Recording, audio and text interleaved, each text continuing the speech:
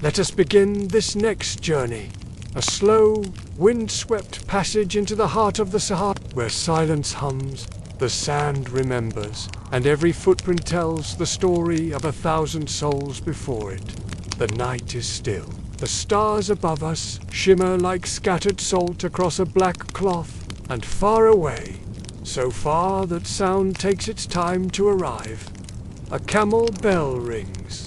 You are no longer where you were. You have stepped onto the edge of something ancient, a place where silence speaks louder than speech, and the horizon always promises more than it delivers. You are in the Sahara, not the one in postcards, not the one in myths of endless dunes and golden sunsets, but the one that lived through cracked heels, parched mouths, and the slow, heavy breathing of men who carried the world on their backs. Let's pause here for a moment. The fire crackles softly, and we rest beneath the stars. The caravan trader, a figure both feared and forgotten, he moved salt, he moved gold, he moved silence across the desert. But what did he carry inside? Behind the scrolls of history, behind the ledgers of trade and the ink of empire, there were hands burned by rope, eyes crusted with dust, and hearts that beat slowly to the rhythm of heat and hope.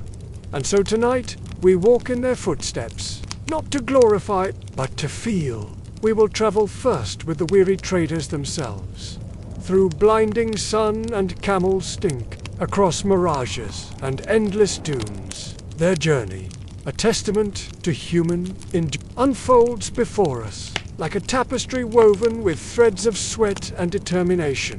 Then we'll trace the powerful routes they carved, from Tadmekka's dust markets to the glittering gates of Cairo. These ancient pathways, etched into the earth by countless footsteps, tell tales of commerce and culture, of empires rising and falling on the backs of these desert vaults. We'll descend into salt mines, where men lived inside the very thing they dug, watched always by men with chains. In these subterranean worlds, we'll feel the weight of history pressing down, hear the echoes of pickaxes and muffled voices, taste the salt that coated every surface, every breath, and finally, we'll visit the places where desert gold turned into marble palaces, where the rich prayed in silk robes and built mosques with salt money. Here, amidst the we'll ponder the stark contrast between those who traversed the sands and those who profited from their toil. Let's pause here for a moment. The fire crackles softly, and we rest beneath the stars. This is not a journey of comfort. It is one of memory, of wind, of heat, of devotion, and of the quiet strength it takes to cross the endless. Breathe slowly now. Let your shoulders drop. Let the rhythm of your heart soften. Feel the cool night air on your skin, a brief respite from the relentless sun. Listen to the whisper of sand shifting beneath your feet, each grain a tiny storyteller. Smell the lingering scent of campfire smoke, mingled with the musk of camels and the faint, ever-present aroma of dust. In the distance, a mirage shimmers, a tantalizing promise of water that will never be reached. But for the caravan traders, such illusions were more than mere tricks of light. They were hope made visible, urging them onward through the vastness. As we continue our journey, we'll meet the ghosts of traders past. We'll see the glint in their eyes as they haggle over precious goods. Hear the laughter and arguments that echoed across nighttime camps, and witness the silent prayers offered to desert gods for safe passage. We'll learn of the intricate network of oases, those life-giving islands in a sea of sand. We'll discover how these vital way-ins shaped trade routes and gave birth to thriving communities, each a unique blend of cultures brought together by the ebb and flow of desert commerce. The sands await us, and the stories, as always, have been waiting patiently. They whisper of lost cities buried beneath dunes, of caravans that set out and never returned, of fortunes made and lost on the whims of wind and water. As we step forward into this realm of heat and history, remember that every grain of sand has seen 1,000 years pass. Every rock has felt the touch of countless travelers, and every star above has guided generations across this timeless expanse. So come, let us walk the dust roads of the Sahara. Let us feel the weight of water skins on our backs and the burn of rope in our hands. Let us taste the grit of sand between our teeth and hear the distant call of desert winds. For in this journey, we do not merely observe.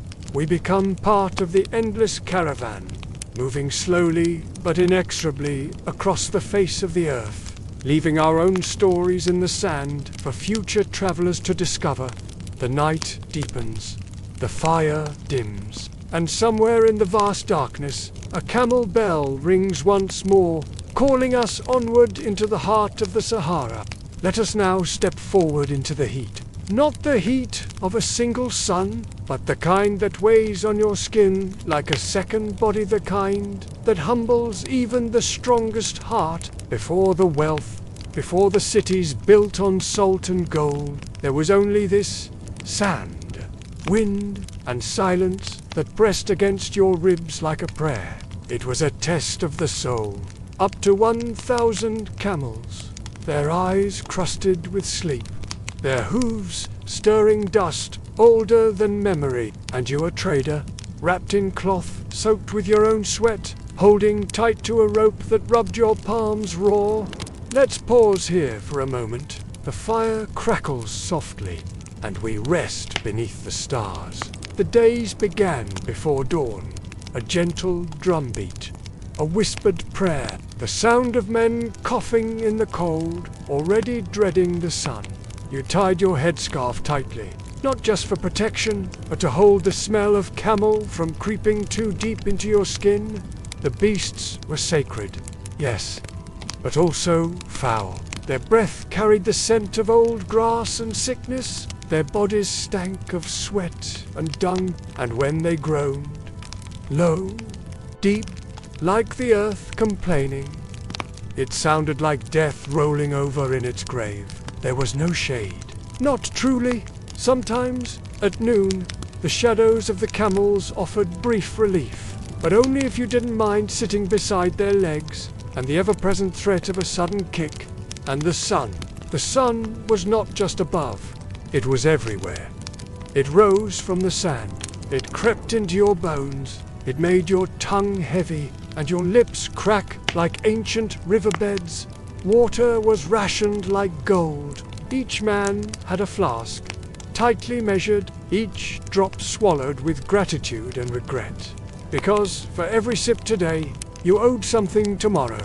Let's pause here for a moment. The fire crackles softly, and we rest beneath the stars. And then there were At first, you thought them beautiful. A flicker of trees, a shimmer of blue, a promise. But after a week, after two, they became cruel jokes. You stopped pointing them out. You stopped believing your eyes. You simply walked. Head down, feet forward, trusting only the man beside you. And the prayers whispered under your breath. The sand was not soft. It was not kind. It blistered. It burned. It found its way into your eyes, your ears, your very breath. There were nights when you lay beside your bundle of goods, sore and half-sleeping, and thought of nothing except how badly you missed the smell of a tree. Just a tree. Not gold, not glory, just shade and the sound of leaves. Let's pause here for a moment. The fire crackles softly, and we rest beneath the stars. This was the reality of the trade route. Not the palaces it built, not the cities it fed, but the steppes, the blisters, the heat. Thousands of lives were moved across this sand to move gold to the coast and salt inland, and every grain of sand you see here has been stepped on by someone who once believed it would all be worth it. The caravan stretched before you like a living, breathing creature. 1,000 camels, 1,000 men, all moving as one across the endless sea of sand. You were but a single thread in this tapestry of commerce and survival. Each morning, as the first light of dawn kissed the dunes, you rose with aching muscles and gritty eyes. The routine was etched into your bones. Check the cargo, adjust the ropes, whisper encouragement to your beast of burden, and always, always scan the horizon for danger, for the desert was not empty.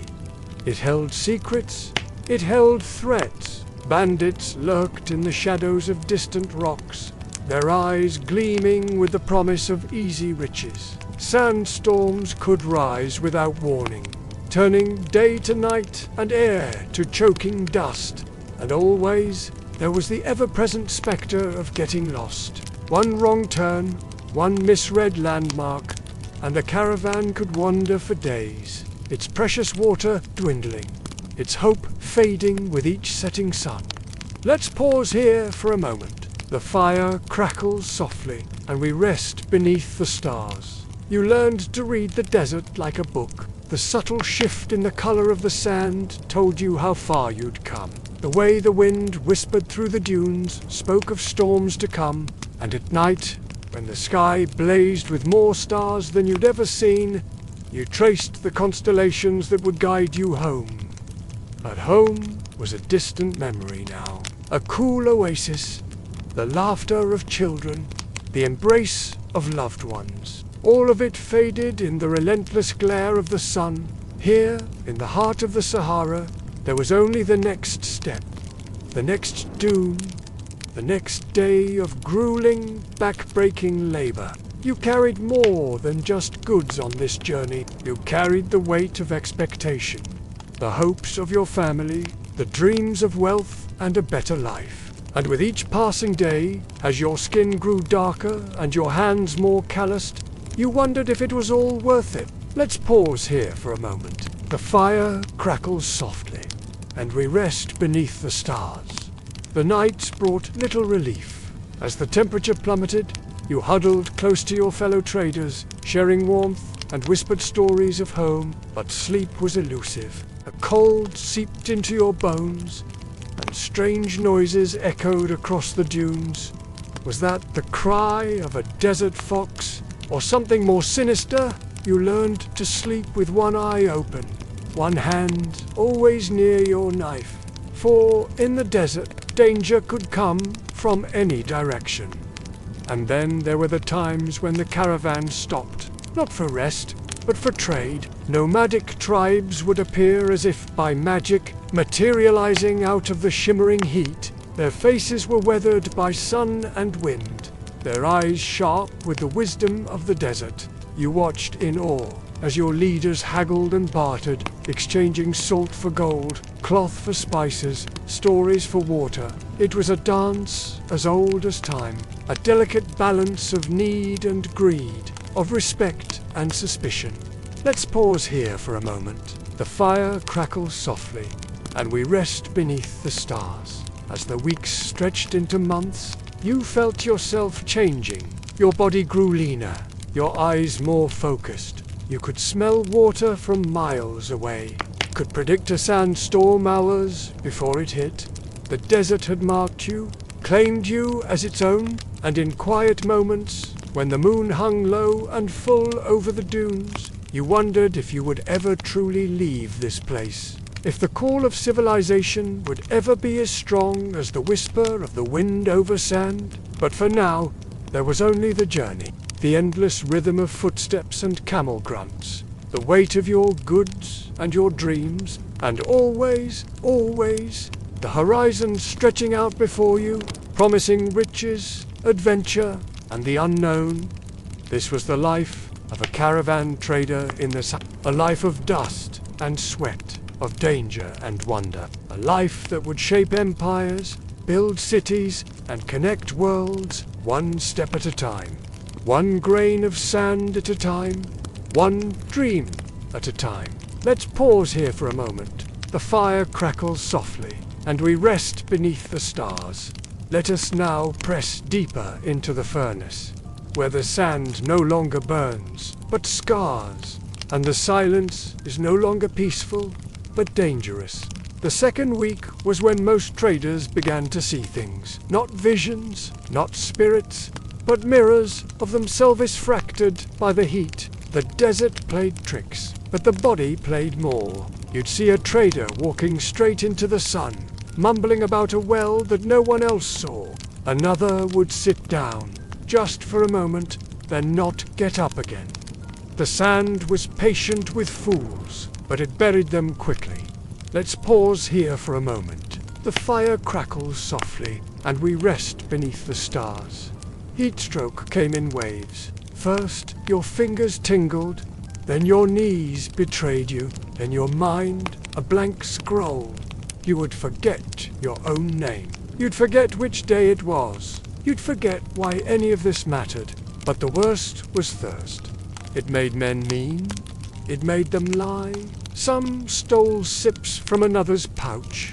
Some chewed stones to trick the mouth, drank urine, whispering forgiveness with each swallow. And the food, it was never enough. Most days you ate millet balls smeared with goat fat and dried date paste. You chewed slowly, not out of manners, but because you needed it to last. The older men taught tricks. Chewing slowly kept the body calm. Too much, too fast, and your stomach might rebel under the weight of heat and motion. The camels were fed better, because without them, you were already dead. Let's pause here for a moment. The fire crackles softly, and we rest beneath the stars. Some nights, the winds screamed. Sandstorms rose like giants. You couldn't see your hand, let alone your comrades. You buried your face in cloth, tied ropes between camels, and waited. And when the storm passed, you counted heads. Always. Because someone, somewhere behind you, might now be gone. Swallowed by the dune, and no one would go back for them. Not because they didn't care, but because you couldn't. To return was to die. The desert did not allow second chances. Let's pause here for a moment. The fire crackles softly, and we rest beneath the stars. You began to understand something somewhere around day 12. That this was not a path. It was a test. A ritual. An ancient agreement between man and desert. Give us your sweat, your silence, and your sons, and we may let you live. And still, the caravan moved forward. Always forward, because backward meant nothing. Only forward could mean water, or home, or gold. The sun rose, a merciless eye that never blinked. It watched as men stumbled, as camels groaned, as hope dried up like spilled water on hot sand. You learned to measure Timinot by hours or days, but by the shadows of dunes, by the ache in your bones, by the dwindling weight of your water skin. Some men prayed, others cursed. Most did both, their words carried away by the wind that cared for neither faith nor blasphemy. You dreamed of oases, of cool water and shade, but dreams were dangerous things in the desert. They could lure you off the path, make you chase mirages until your bones bleached white under the sun. Let's pause here for a moment. The fire crackles softly, and we rest beneath the stars. The caravan became your world, your family, your lifeline. You learned each camel's gait, each trader's cough, each creak of the laden carts. Any change in this rhythm could mean danger or death. Some nights, when the moon hung low and full, the older traders would speak of the desert's spirits, of jinn that danced on distant dunes, of lost caravans that still wandered, ghostly and eternal, seeking an end they would never find. You listened, not because you believed, but because stories were water for the mind. They kept your sun wind. The silence grew too loud. Let's pause here for a moment. The fire crackles softly, and we rest beneath the stars. As days blurred into weeks, your body changed. Skin hardened like leather, eyes narrowed against the glare. Your very blood seemed to thicken, adapting to this world of heat and dust. You became something else, not quite human, not quite desert, a creature of the in-between, born of necessity and will. The weak fell away, not always in death, but in spirit. You'd see it in their eyes first, the light dimming, hope drying up like a forgotten well. These were the dangerous ones. They might steal water in the night, or wander off, drawn by visions only they could see. The caravan could not afford mercy. It moved on, leaving behind those who could not keep up, their fates sealed by the impartial cruelty of the desert. Let's pause here for a moment. The fire crackles softly, and we rest beneath the stars. But there were moments of beauty, too. Rare and precious sunsets that painted the sky in colors you never knew existed. Nights so clear you felt you could touch the stars. The sudden, shocking green of a hidden oasis. These moments sustained you, reminded you why men had crossed this hellscape for thousands of years. For there was profit to be made, fortunes to be won, and legends to be born. In the markets of Timbuktu or Marrakesh, you might one day tell tales of this journey, of the horrors you'd seen, the wonders you'd witnessed, and perhaps, in the telling, you'd understand why you had done it, why you had risked everything for salt and gold and glory. Let's pause here for a moment. The fire crackles softly, and we rest beneath the stars. As the journey neared its end, a strange calm settled over the caravan. You had been tested, broken down, and remade.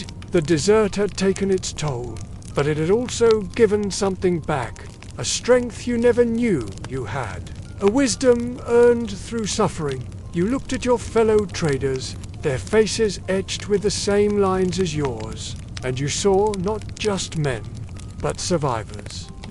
Brothers, forged in the crucible of the Sahara, the distant shimmer of your destination upward on the horizon, not a mirage this time, but real, solid salvation.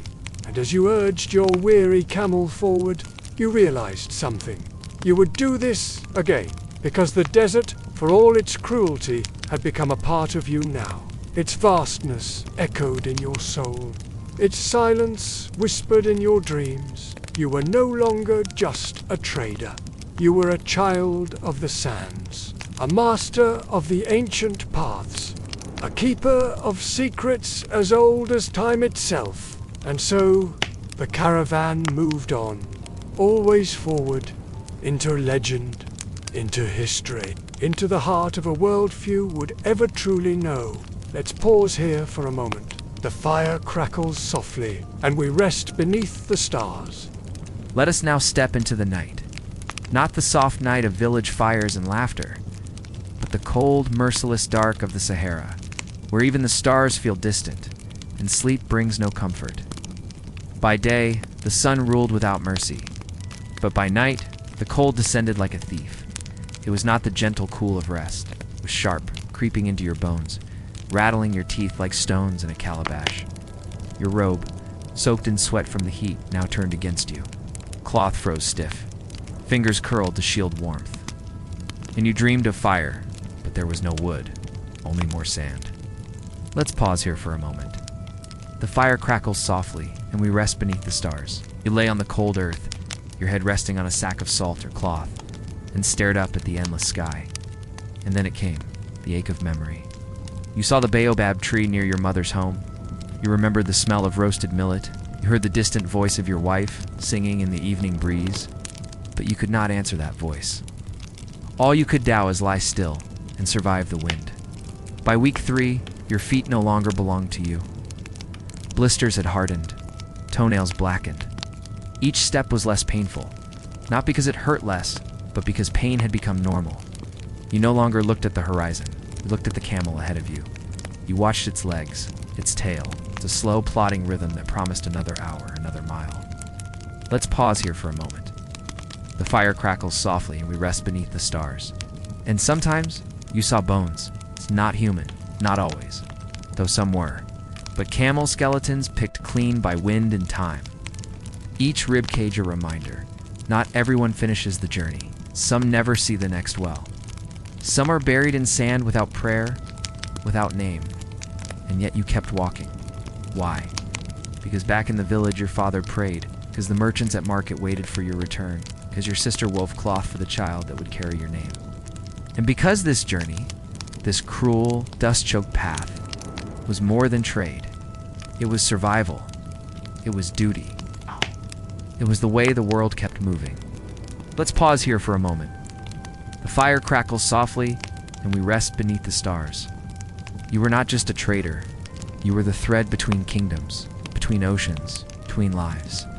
And every footprint you left in the sand was part of a larger map, one not drawn with ink, but with sacrifice.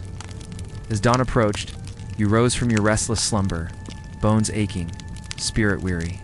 The sky lightened, not with warmth, but with the promise of another merciless day. You adjusted your turban, shielding your face from the coming onslaught of sun and sand. The caravan stirred, a slow awakening of man and beast. Camels groaned, their complaints echoing your own unspoken weariness. You checked your cargo, fingers tracing the rough edges of salt blocks, the smooth curves of gold trinkets. Each item a reminder of why you endured this journey.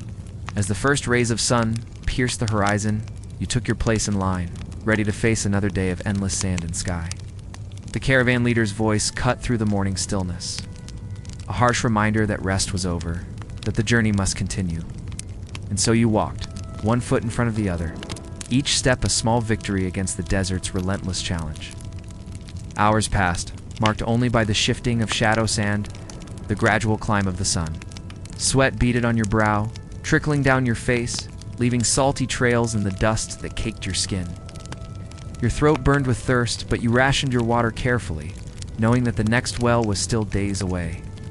The rhythm of the journey became your world, the creak of leather, the soft thud of camel hooves in sand, the whisper of wind across dunes. You found yourself lost in memories, your mind wandering to cooler, greener places. You remembered the laughter of children playing in the village square, the rich aroma of spices in the market, the cool shade of the acacia trees where elders gathered to share stories. But these memories were a double-edged sword, bringing both comfort and a deep, aching longing for home. As the sun reached its zenith, the heat became a living thing, pressing down upon you with suffocating weight. Mirages shimmered on the horizon, taunting you with visions of water and shade. You knew better than to chase these illusions, but still, your parched throat constricted with longing. The afternoon stretched on, an endless expanse of time as vast as the desert itself. You focused on the steady movement of your feet, the rhythmic sway of the camel before you, anything to distract from the relentless assault of heat and fatigue. As evening approached, the light changed, painting the dunes in shades of gold and red. The beauty was lost on you, your eyes fixed on the ground, watching for loose stones or hidden pits that might trip unwary feet. When the order came to make camp, relief washed over you like a cool breeze. You helped unload the camels, muscles protesting every movement, hands rough and cracked from days of labor. As night fell, the temperature plummeted, and you huddled close to your fellow traders, sharing what little warmth you could. The stars emerged, a dazzling tapestry above, so bright and numerous they seemed close enough to touch. You thought of the stories your grandmother told, of how the stars were the eyes of ancestors watching over their children. You wondered if she was up there now, guiding your path through this unforgiving land. Sleep came in fitful bursts, interrupted by the cold, by the howl of distant jackals, by the whisper of sand shifting in the wind. And when morning came, you rose again, ready to face another day of dust and toil. For this was the life you had chosen, the path that would bring wealth and honor to your family. That would ensure your place in the great tapestry of trade that connected empires. You were a caravan trader, and though the journey was hard, you knew that each step brought you closer to your goal, closer to home, closer to the day when you could rest beneath your own roof, surrounded by the fruits of your labor. And so you walked on, one foot in front of the other, carrying not just goods, but dreams, hopes, the weight of worlds connected by the thin thread of your passage. Let's pause here for a moment. The fire crackles softly, and we rest beneath the stars. In the quiet of the night, you allowed yourself a moment of vulnerability. Tears welled in your eyes, not from sadness or despair, but from the sheer enormity of your journey. Each drop that fell was a testament to your strength, a silent tribute to the sacrifices made. You thought of those who had come before you, generations of traders who had carved these routes with their footsteps. Their spirits seemed to whisper in the wind, urging you forward, reminding you that you were part of something greater than yourself. As dawn broke once more, you rose with renewed determination. The horizon stretched endlessly before you, a challenge and a promise. You adjusted your load, checked your water supply, and took your place in the line. The caravan moved forward, a living, breathing entity, carrying the lifeblood of commerce across the vast emptiness. And you moved with it, each step, a defiance of the desert's harsh rule, each mile a victory over nature's cruelest obstacles. For you were more than just a trader. You were a bridge between worlds, a keeper of ancient traditions, a builder of empires. And though the journey was long and fraught with danger, you knew that one day you would stand at the gates of a distant city, your goods intact, your spirit unbroken. And in that moment, all the hardships would fade, replaced by the sweet taste of success, and the knowledge that you had conquered not just the desert, but your own limits. So you walked on, into the rising sun, into the heart of the Sahara, carrying with you the hopes and dreams of those you left behind, and the promise of a future built on the foundations of your courage. Let's pause here for a moment. The fire crackles softly, and we rest beneath the stars. Let us now rise from the sand and lift our gaze beyond the dunes to the long, winding roads carved by ambition, devotion, and dust. These were not paths trodden lightly. They were arteries of an entire continent, connecting gold to salt, deserts to cities, and hearts to history. Before maps, before borderlines drawn with ink, there were roads drawn by feet, by hooves, by need, and one of the oldest of Thessabagan in Tadmeka, a small, sunburned settlement, present-day its name whispered in trade for centuries. The place where gold is exchanged by weight in dust. This was no myth. Tadmeka was the gold lung of the Sahel, and from its gates, caravans marched easterward, mighty Cairo, through fire, through mirage, through time. Let's pause here for a moment. The fire crackles softly, and we rest beneath the stars. To understand this road, we must understand what it carried. Yes, there was gold, gleaming dust tucked into goatskin pouches, measured against skull shelled by trembling hands, and there was salt cut from Tagaza in giant slabs, stacked like stone coffins, destined for inland kingdoms where salt was worth more than silver. But there was more. Ivory, gum, Arabic, copper, cloth, dyed in the rich indigo of the Sahel. And sometimes, people. Not every caravan was clean. Some carried captives, chained or silent, bought in raids or debt, sold into systems too large to see. And yet, this road mattered. It was the spine of trade between Black Africa and the Arab world, between rainforest and caliphate, between earth and empire. At every watering hole, languages merged, Hausa and Tamashek, Hawabik and Bambar, Mandinka and Wolof.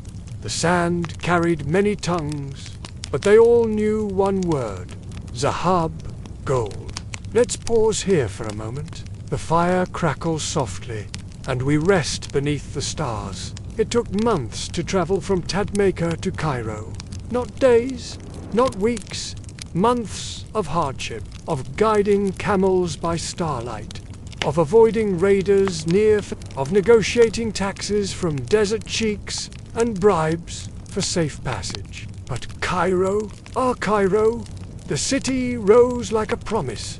Gates taller than trees, minarets singing the dawn, and in its markets, African gold glittered on the wrists of Menwo, had never seen a caravan, but worshipped its fruit. And so, this route endured, because it was not just a trade line, it was a lifeline. It fed kings, it built mosques, it paid for empires and funded revolutions. It turned sand into legacy. Let's pause here for a moment. The fire crackles softly, and we rest beneath the stars. And yet, the men who built it, the traders, the walkers, the guides, they were rarely remembered. Their names didn't make the scrolls. Their bones now sleep beneath the dunes. But their footprints, those remain. Etched into history like ancient prayers, these were the paths that shaped a continent, carved by the relentless march of commerce and culture. Each step a testament to human perseverance. Each journey a thread in the tapestry of civilization. From Tadmeka, the caravan set forth, laden with hopes as heavy as their cargo. The air thick with the scent of spices and sweat, dreams and desperation, intermingling the shimmering heat of the desert. Imagine the first light of dawn, painting the dunes in hues of amber and rose. The caravan master's call echoes across the camp, rousing men and beasts from their brief respite. Camels groan as they rise, their backs burdened with the wealth of nations. Traders check their precious loads, fingers tracing the outlines of gold nuggets through rough cloth sacks. The journey begins anew, each day a battle against the elements. The sun, a merciless overlord, beats down upon the travelers, testing their resolve with every step. Water becomes more precious than the gold they carry. Every oasis a sanctuary, every well a miracle in the vast emptiness. As they trudge onward, the landscape shifts. Dunes give way to rocky outcrops, then to sparse vegetation. The air carries whispers of distant lands, of bustling markets and exotic wares. Nights bring relief from the heat, but new dangers emerge. Eyes gleam in the darkness, belonging to predators, both animal and human. The caravan huddles close, finding safety in numbers and flickering firelight. Stories are shared around these nightly fires, tales of legendary cities and mythical beasts, of jinn that dance in the desert wind, and oases that appear and vanish like But beyond the fantastical, there are practical concerns. Routes are discussed, alliances forged. Information is currency here, as valuable as the gold dust they transport. Which tribes are friendly? Where are the bandits lying in wait? Has war broken out between distant kingdoms, disrupting the delicate balance of trade? Each caravan is a moving city, a microcosm of the wider world. Healers tend to the sick and injured, while scribes record transactions and treaties. Craftsmen repair broken equipment, their skills as essential as any guard's sword. And always, there is the rhythm of movement. The steady plod of camel hooves, the creak of leather, the jingle of harnesses, a cadence as old as trade itself, echoing across millennia. As they near Cairo, anticipation builds like a gathering storm. The first glimpse of the city on the horizon sends a ripple of excitement through the caravan. Minarets pierce the sky, promises of rest and riches made manifest. The noise and bustle grow with each step, a stark contrast to the silent desert behind them. At last, they arrive, weary, weathered, but triumphant. The gates of Cairo open, welcoming them into a world of color and chaos.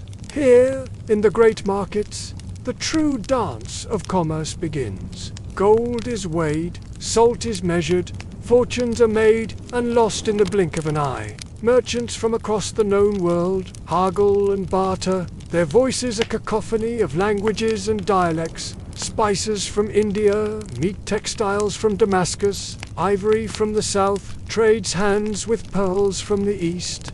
And through it all, the gold from Tadmeka flows like a river, nourishing empires and funding great works. Palaces rise, libraries are filled, and the wheels of progress turn ever onward. But even as they revel in their success, the traders know this is not the end. Soon they must gather new goods, prepare new caravans, and set out once more into the endless sands. For the road between Tadmeka and Cairo is eternal, a testament to human ambition and endurance. It is more than a trade, rooted as a lifeline connecting worlds, a bridge across the vast Sahara. As night falls on Cairo, and the last deals are struck in the fading light, thoughts turn once more to the journey ahead, to the challenges that await, and the profits to be made. For as long as there is gold in the earth and salt in the desert, there will be those willing to brave the Perelsof, the long road from Tadmeka to Cairo,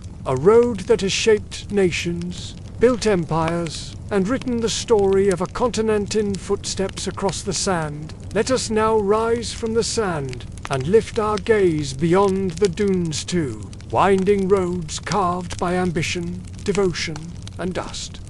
These were not paths trodden lightly. They were arteries of an entire continent, connecting gold to salt, deserts to cities, and hearts to history.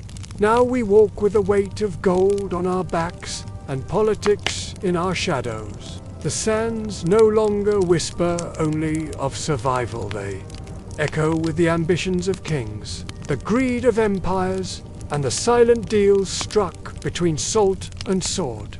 The trade routes were not just trails, they were veins pulsing with riches, feeding mighty kingdoms across the Sahel. Ghana, Mali, Songhai, each rose not from fertile fields or quiet rivers, but from sand that glittered with gold. It was the traders of Tadmeka, the caravan guides from Gao and Timbuktu, who turned these kingdoms from whispers into thunder.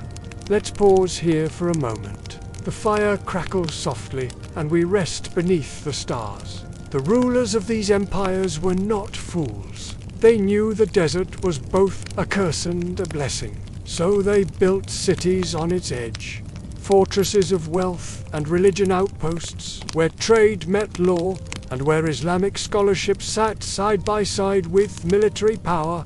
And when the gold arrived, it was taxed. Everything was taxed. A cut for the king, a cut for the scribes, a cut for the guards who kept the raiders at bay, and yet the caravans kept coming, because the cities sparkled not with diamonds, but with promise. Timbuktu's libraries overflowed with ink. Jen's marketplaces rang with voices from every coast, and in Niani Mansa Musa himself kept scrolls of silver and gold stacked like harvest grain. Let's pause here for a moment. The fire crackles softly, and we rest beneath the stars. But politics ran beneath the sand like a second river.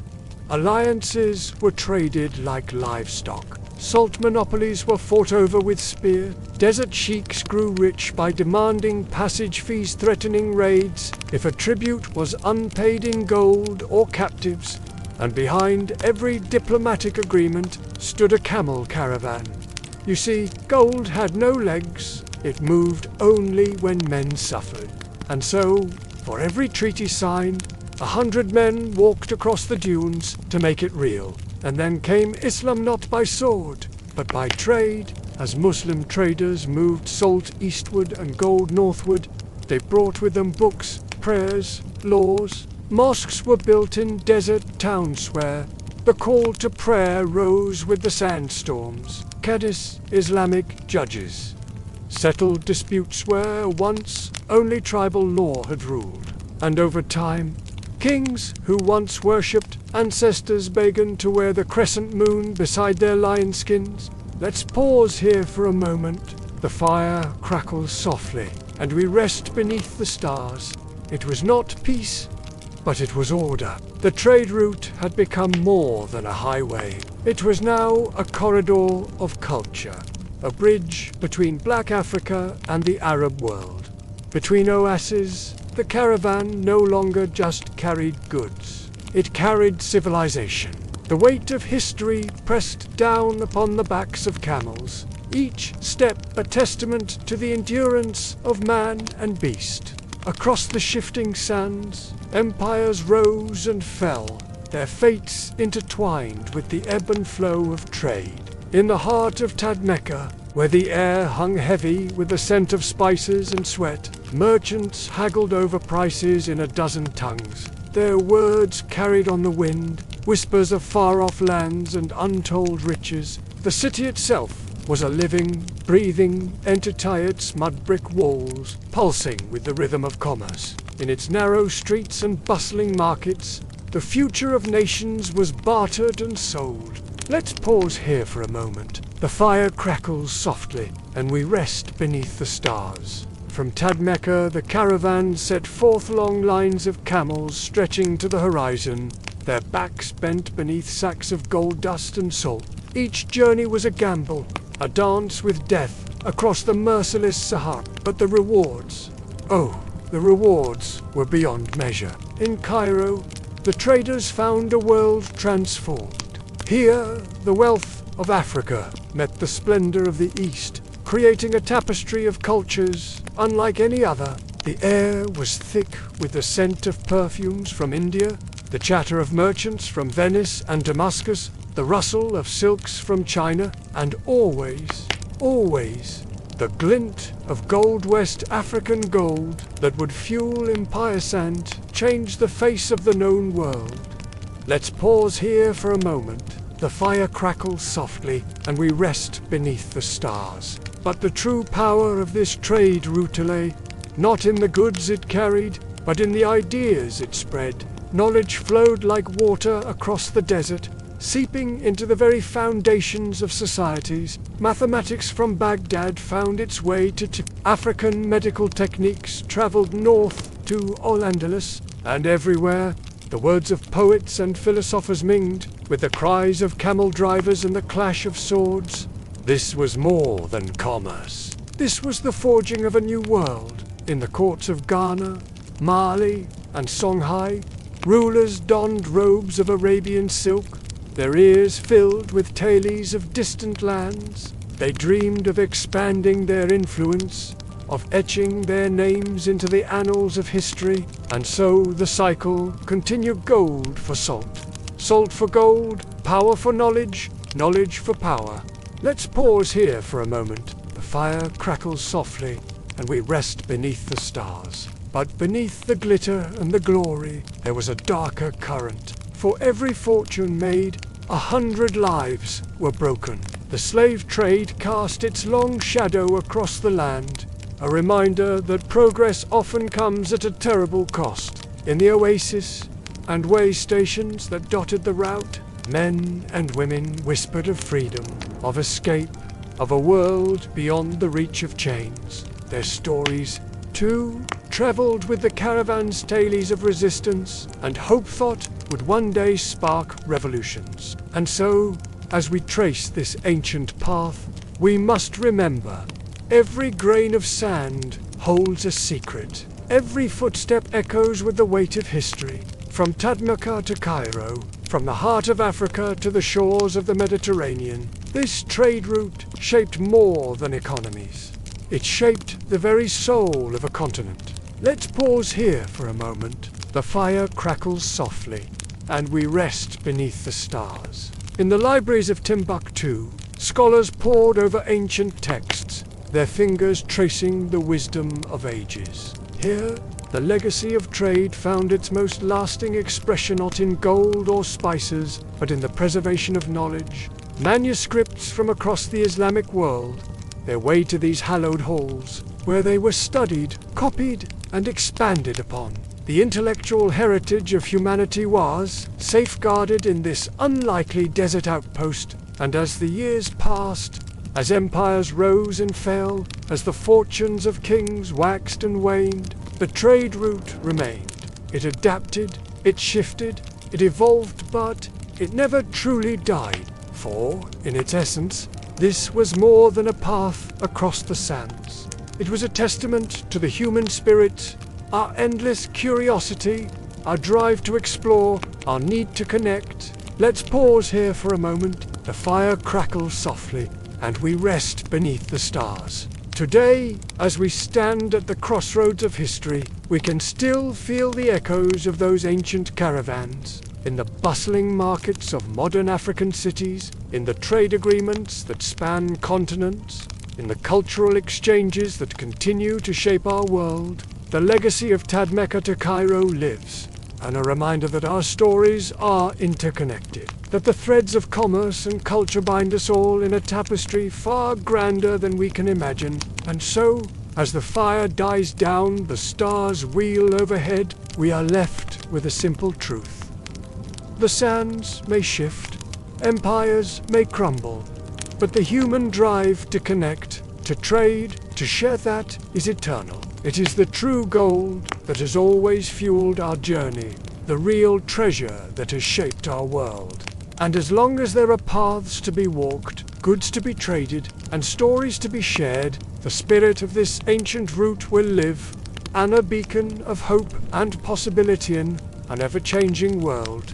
Now we leave behind the scholars, kings, and market squares and step into a place where even hope tasted like dust. Let us walk north, into the white stillness of Togaza, where wealth was cut from the earth, and the earth showed no mercy. Togaza was a strange place.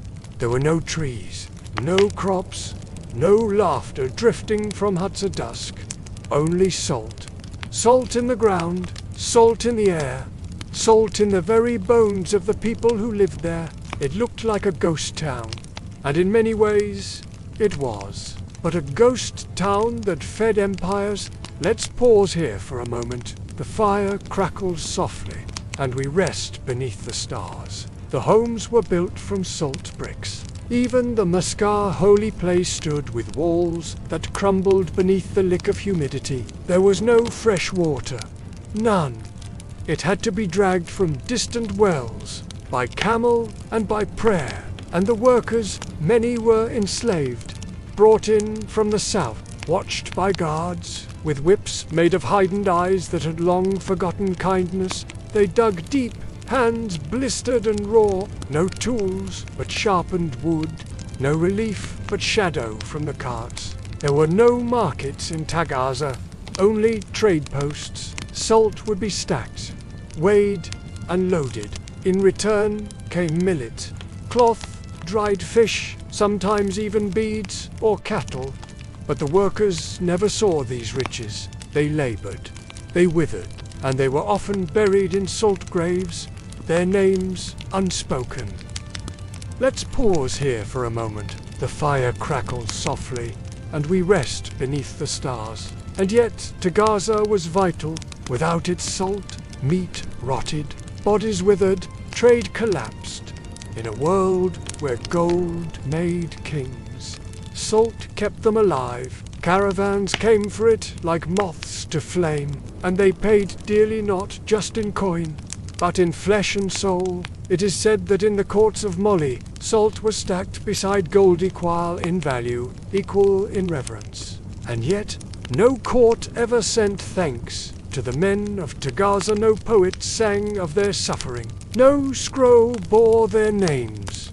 Only the desert knew them. Only the wind remembered their sighs. Let's pause here for a moment. The fire crackles softly, and we rest beneath the stars. So remember this. Before salt reached the table of kings, it passed through hands that bled, that trembled, that faded into the white silence of a forgotten mine. The sun rose and set over Tagaza, marking days that blurred into years. Each dawn brought the same routine, the clinking of tools, the groans of men, the whisper of salt as it fell from tired hands. In the heart of this desolate place, life clung to the edges of existence. Children were born, their first cries muffled by the ever-present dust. Elders passed, their bodies returning to the salt that had claimed their lives. The salt miners moved like ghosts, their dark skin coated white, as if the very essence of Tagaza was slowly consuming them. They spoke little, for words held no power here, only the rhythm of work. The silent understanding of shared suffering bound them together. Let's pause here for a moment. The fire crackles softly, and we rest beneath the stars.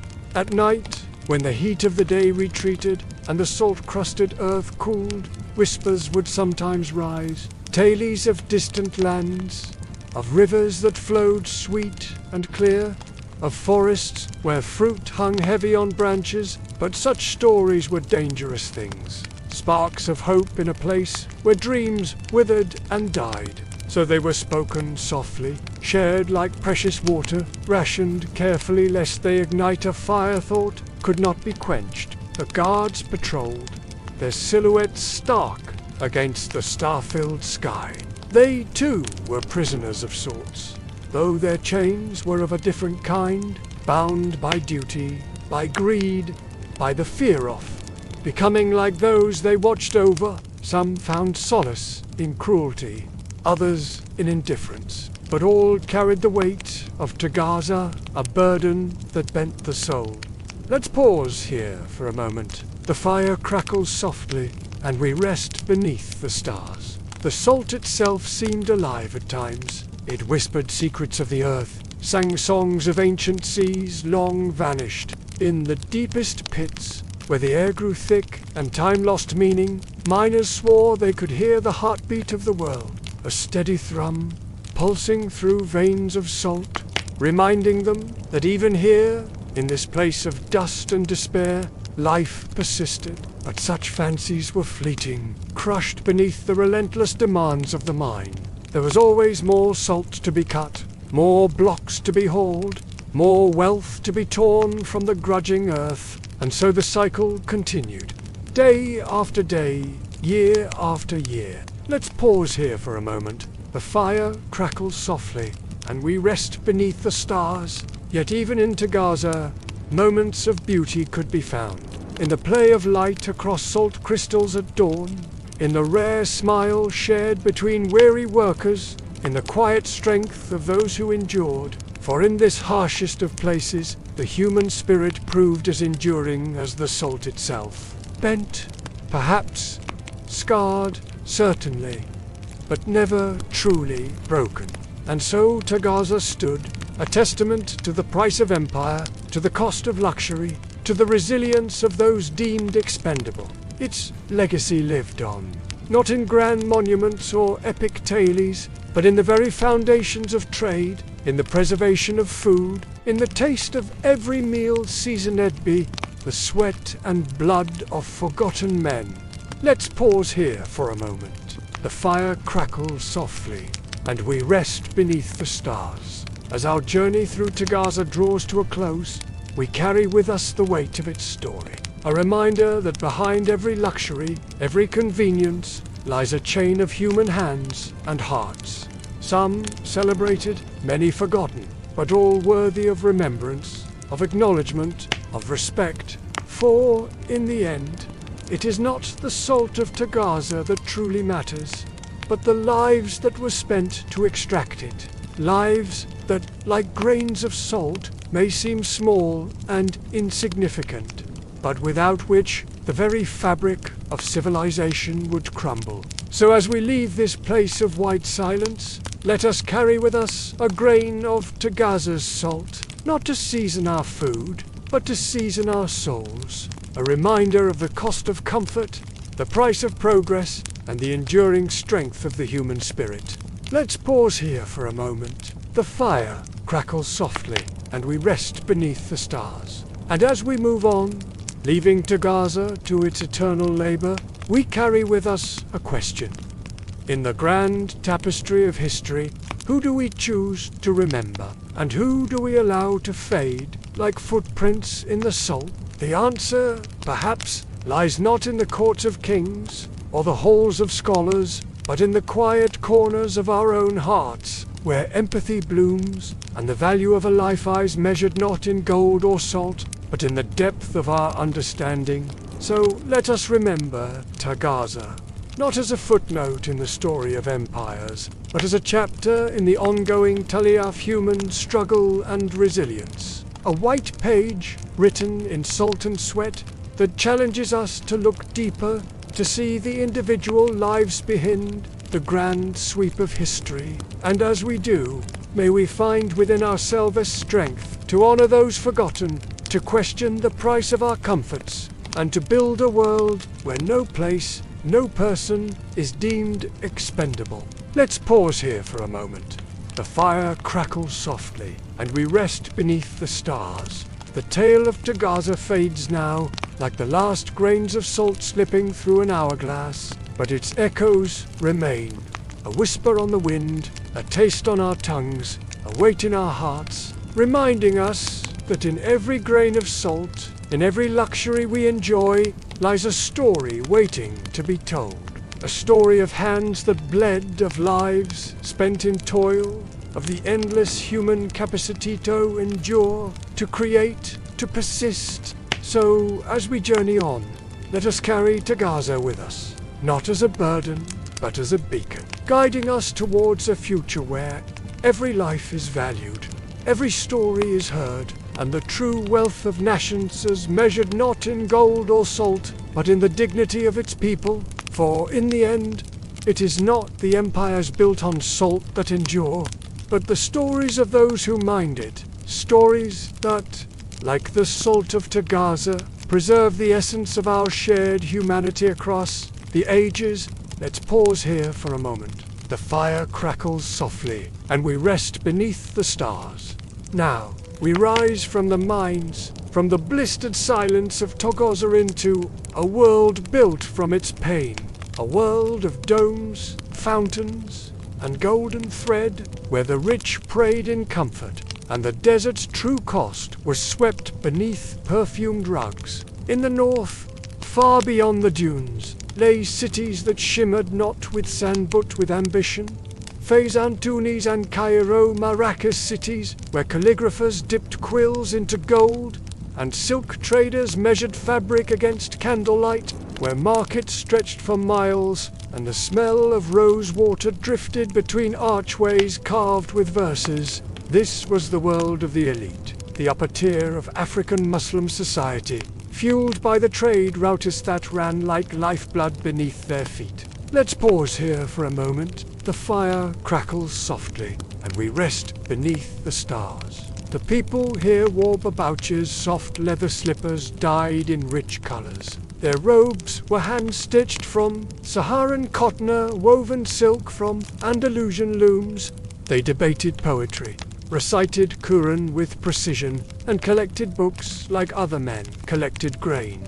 And they prayed. Oh, how they prayed! Inside great mosques of stone and light, they bowed in silence upon fine carpets. They raised their hands to a sky that others only saw through labor. They believed in mercy, in law, in justice. But rarely did they look south to see the hands that made their wealth possible. Their homes had courtyards, water fountains trickling gently, birds nesting in fig trees planted centuries before. In Fez, families measured status not by coins, but by the number of servants, the number of verses memorized, the number of walls lined with scrolls.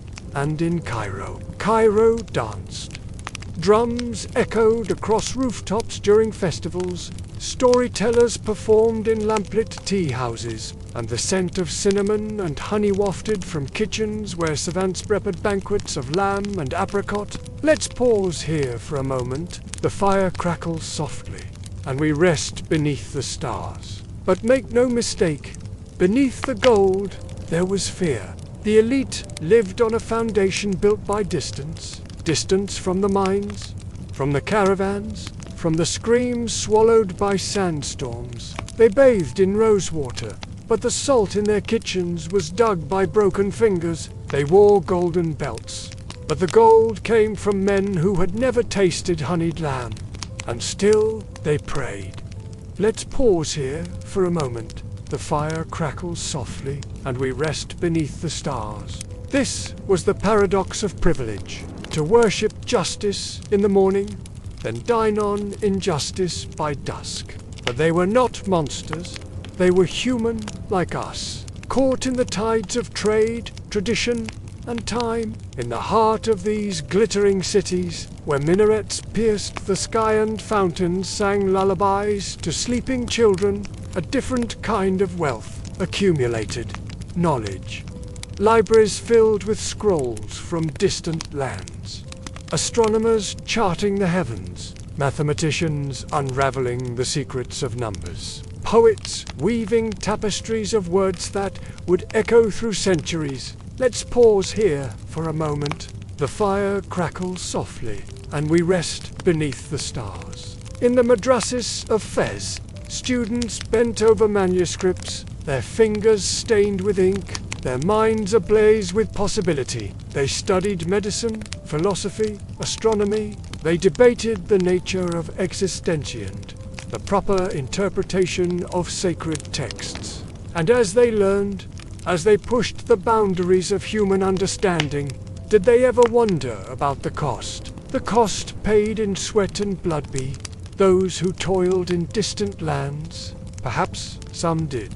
Perhaps some voices whispered of injustice, of the need for change. But whispers are easily lost in the bustle of markets, in the call to prayer, in the rustle of silk and the clink of gold. Let's pause here for a moment. The fire crackles softly, and we rest beneath the stars. In the courtyards of the wealthy, water trickled from ornate fountains. A constant reminder of life's fragility in the desert, children played in the shade of orange trees, their laughter a counterpoint to the serious discussions of their elders. Merchants haggled over prices, their voices rising and falling like the waves of a distant sea. And always, always, there was prayer. 5 times a day, the faithful turned towards Mecca, their foreheads touching the ground, their hearts reaching for the divine. In those moments of stillness, of connection with something greater than themselves, did they feel the weight of their privilege? Did they sense the invisible threads that connected their comforto, the suffering of others? Let's pause here for a moment. The fire crackles softly, and we rest beneath the stars. In the workshops of artisans, skilled hand-shaped beauty from raw materials, potters coaxed intricate patterns from clay, weavers transformed thread into tapestry, metal workers hammered gold into delicate filigree, each piece a testament to human ingenuity and artistry. But where did the gold come from? Whose hands had pulled it from the earth? These were questions rarely asked, answers rarely sought. The beauty of the finished product obscured, the ugliness of its origins. Let's pause here for a moment. The fire crackles softly, and we rest beneath the stars.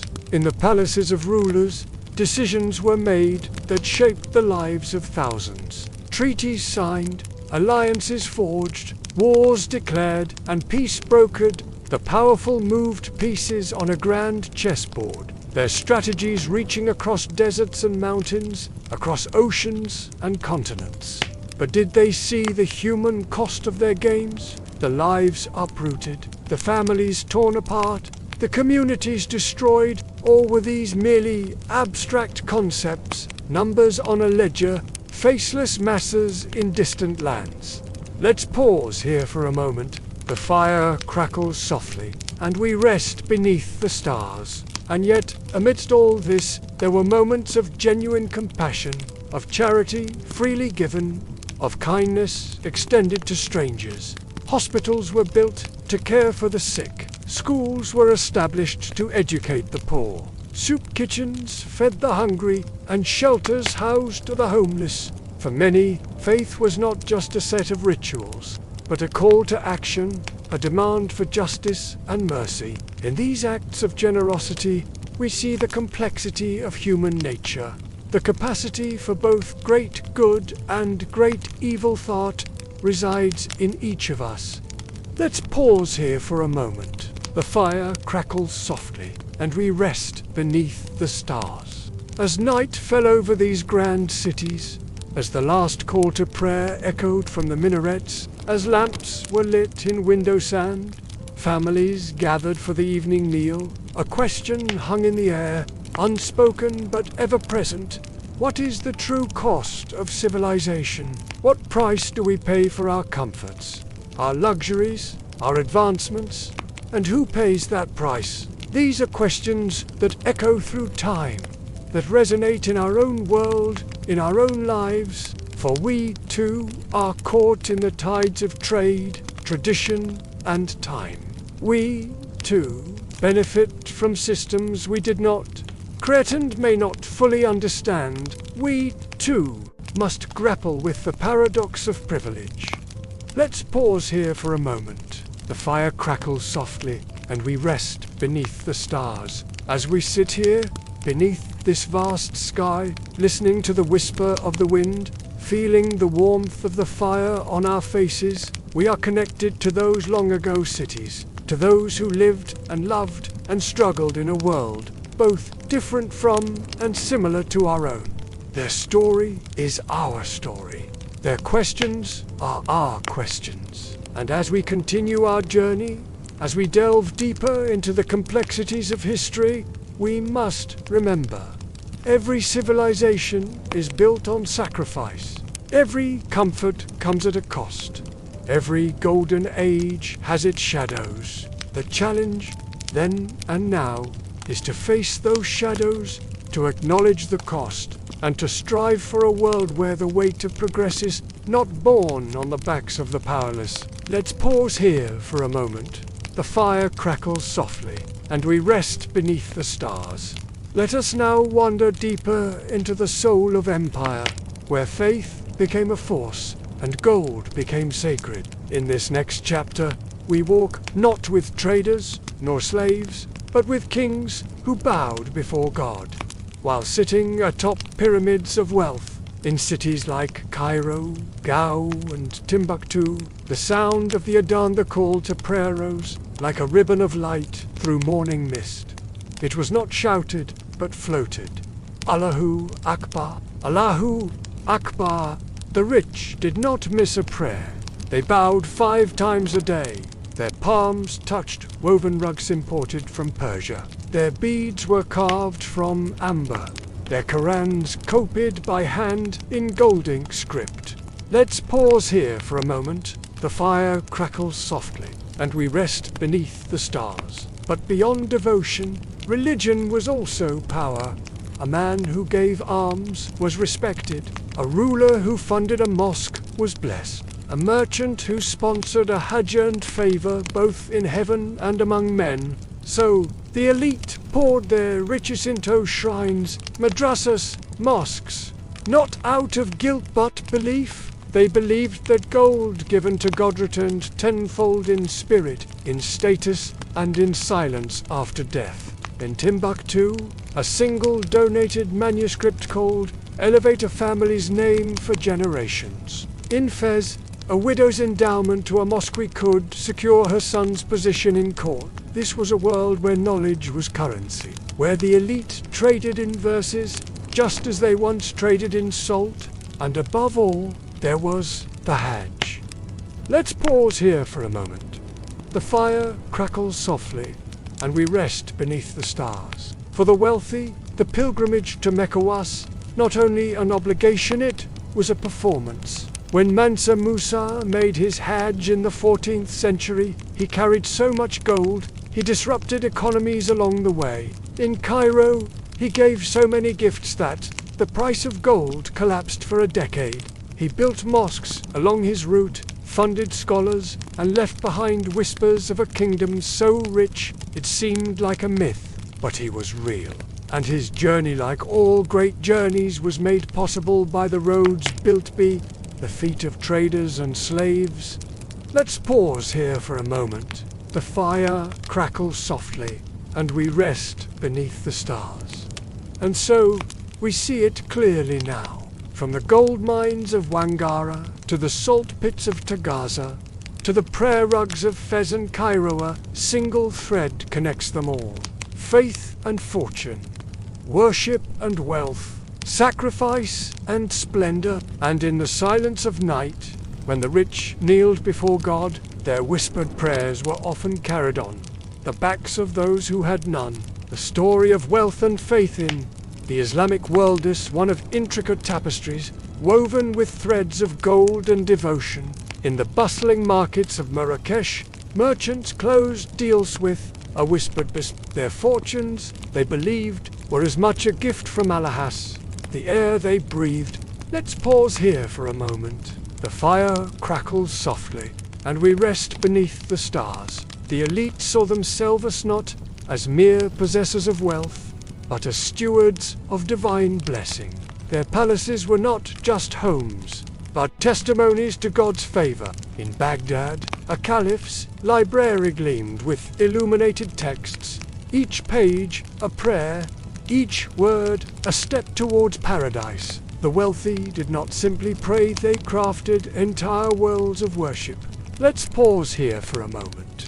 The fire crackles softly, and we rest beneath the stars. In the heart of Cairo, the Al-Azhar Mosque stood as a beacon of learning and piety. Its minarets reached towards heaven, while its courtyards echoed with the voices of scholars debating the finer points of theology. This was not just a place of prayer, but a statement carved in stone and adorned with gold of the power of faith and the faith in power. The elite sponsored these great works, not just for glory, but for salvation. They believed that every dinar spent in a house of worship was an investment in the hill. Let's pause here for a moment. The fire crackles softly, and we rest beneath the stars. In the quiet corners of these grand mosques, even the poorest could find solace. The rich man's gold beacon, the common man's shelter, a place where all were equal before the eyes of God. But make no mistake, this equality ended at the mosque's threshold. Outside, the streets told a different story of wealth that flowed like rivers, but rarely trickled down to those who carried water from the wells.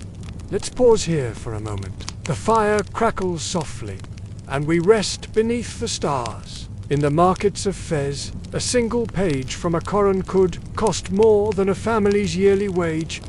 The words of God, it seemed, came at a price. Yet, for the elite, this was not extravagance, but necessity. To own such a text was to hold a piece of the divine. To gift one was to secure blessings beyond measure. Let's pause here for a moment. The fire crackles softly, and we rest beneath the stars. And then there were the madrasa schools that shaped minds and molded futures. In these halls of learning, the sons of the wealthy sat alongside scholars. Knowledge flowed like honey, sweet and golden, nourishing the minds of those destined to lead. But even here, in these sanctuaries of wisdom, the whispers of wealth could be heard. A generous donation could secure a favored seat. A well-timed gift could open doors to the highest circles of power. Let's pause here for a moment. The fire crackles softly, and we rest beneath the stars. Yet, we must not judge too harshly, for in this world, faith and fortune were intertwined like the intricate pattern sef, a Persian carpet. The wealthy saw their riches as a test from Allah, chance to prove their worth not through us, but through generosity. And so, they gave, they built, they endowed. Hospitals rose in Damascus, offering care to all who entered. Fountains flowed in, quenching the thirst of rich and poor alike. Let's pause here for a moment. The fire crackles softly, and we rest beneath the stars. But perhaps nowhere was the marriage of wealth and faith more evident than in the journey to Mecca. The Hajj pilgrimage required of all Muslims became for the elite a grand procession of piety and prosperity. Caravans stretched across the desert, laden with gifts and provisions. Each step towards the holy city was a step towards redemption. Each dinar spent a coin placed in the scales of judgment. Let's pause here for a moment. The fire crackles softly, and we rest beneath the stars. And so, as our journey through this golden age of faith and fortune comes to an end, we are left to ponder, was this a time of true devotion, or merely of gilded piety? Did the weight of gold tip the scales of justice in this world, even as it sought to balance them in the next? Perhaps the answer lies not in judgment, but in understanding. For in this tapestry of faith and wealth, we see reflected eternal human struggalato, reconcile the earthly and the divine.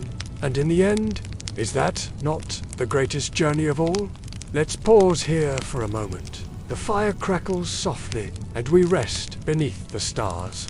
As the embers of our fire fade, and the stars wheel overhead, we are left with the echoes of prayers whispered in golden halls, of coins dropped in beggars' bowls, of promises made to God and man. In the silence of the desert night, we hear the faint call of the muezzin, carried on the wind, a reminder that in this world of wealth and want, of power and poverty, there is still a voice that calls us all to bow our heads in humility and lift our hearts in hope.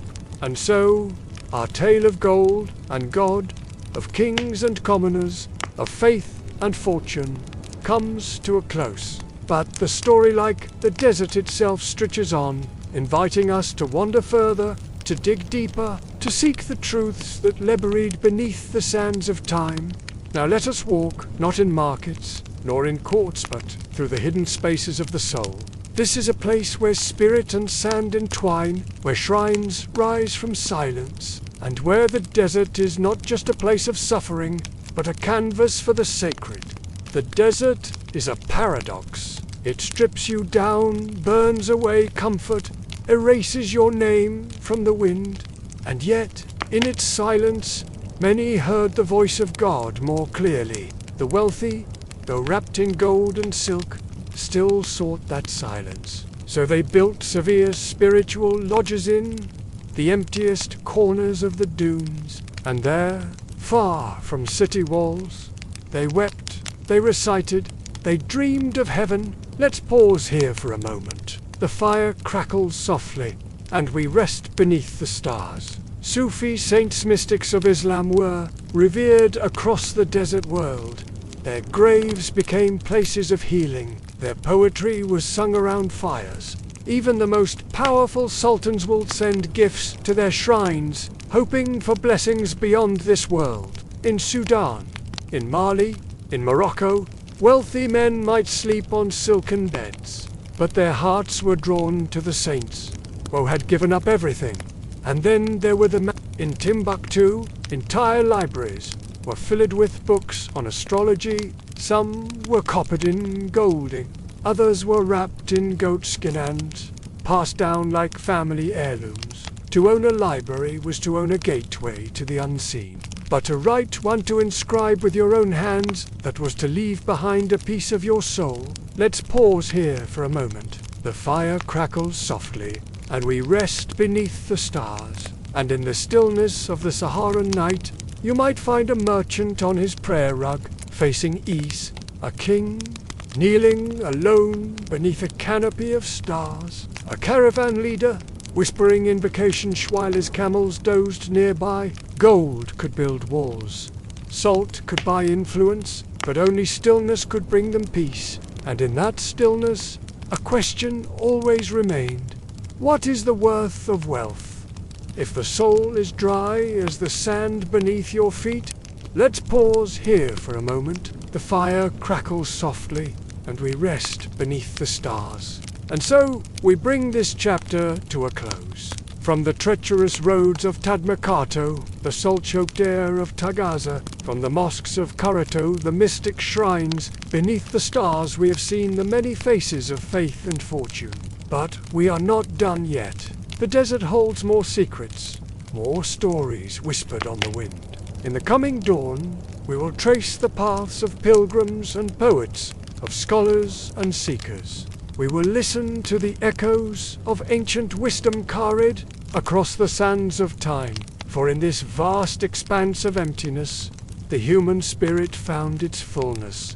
The wealthy sought simplicity, the powerful knelt in humility, and in the quiet corners of the world, a different kind of wealth was cultivated. Imagine, if you will, a caravan winding its way through the moonlit dunes. The camels sway with patient grace, their bells a soft melody in the night. At its head, a merchant once, consumed by the pursuit of gold, now leads his companions in prayer. His voice rises and falls, a rhythm as ancient as the desert itself.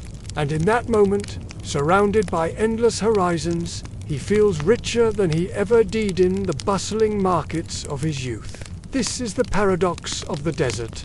In its harshness, it offers clarity. In its emptiness, it reveals abundance. Let's pause here for a moment. The fire crackles softly, and we rest beneath the stars. Now, picture a Zavia nestled against the curve of a great dune, its walls a simple mud brick, its roof a canopy of palm fronds, but within, treasures beyond measure are kept. Not gold, nor jewels, but wisdom passed down through generations. Here, a young prince sits at the feet of a weathered Sufi, learning lessons his royal tutors never taught, about the nature of power, about the illusion of permanence, about the true meaning of wealth. And as the old mystic speaks, the prince feels the weight of his crown grow lighter, for he begins to understand that true kingship lies not in conquest, but in compassion.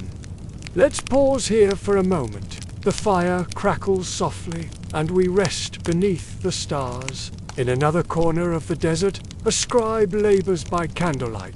His fingers, stained with ink, move with practiced grace across the page. He copies ancient texts, preserving knowledge that has crossed continents and centuries. Each stroke of his pen is a prayer, each completed manuscript a testament to devotion. For he knows that long after empires crumble, these words will endure. They will be read by seekers yet unborn, in lands he will never see, and in this way, he builds a bridge across time itself. Let's pause here for a moment. The fire crackles softly, and we rest beneath the stars. As dawn breaks over the dunes, we see a lone figure kneeling in prayer.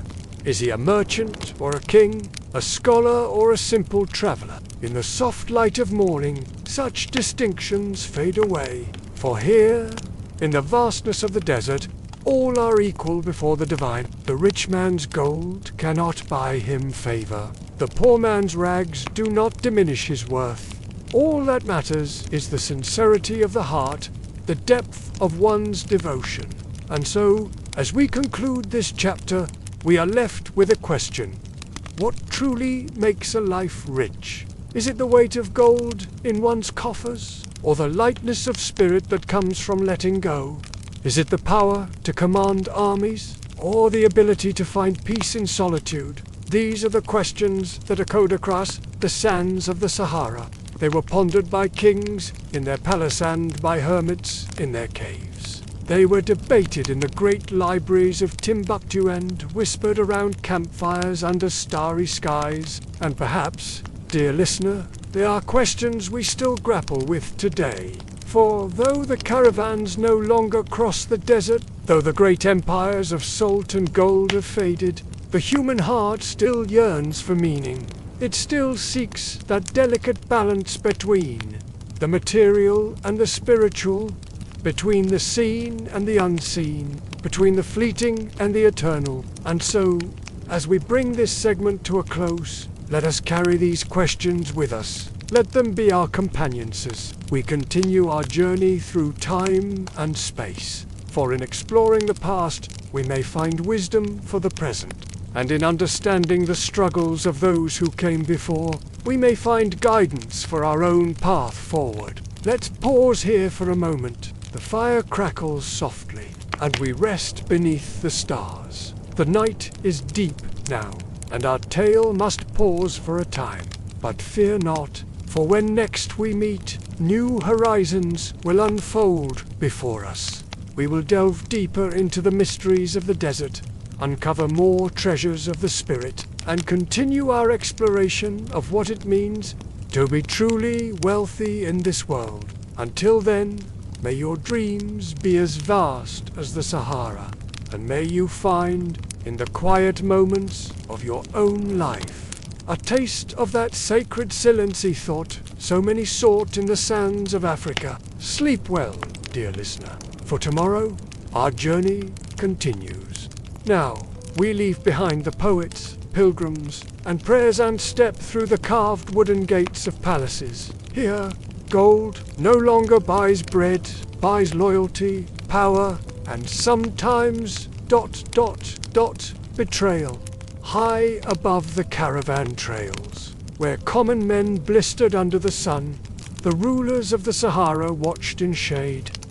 Their homes were not like ours. Walls rose from earth and stone, plastered smooth with river clay, date palms whispered in hidden courtyards, and stained glass cast dancing light across cool marble floors. These were not palaces built to dazzle outsiders.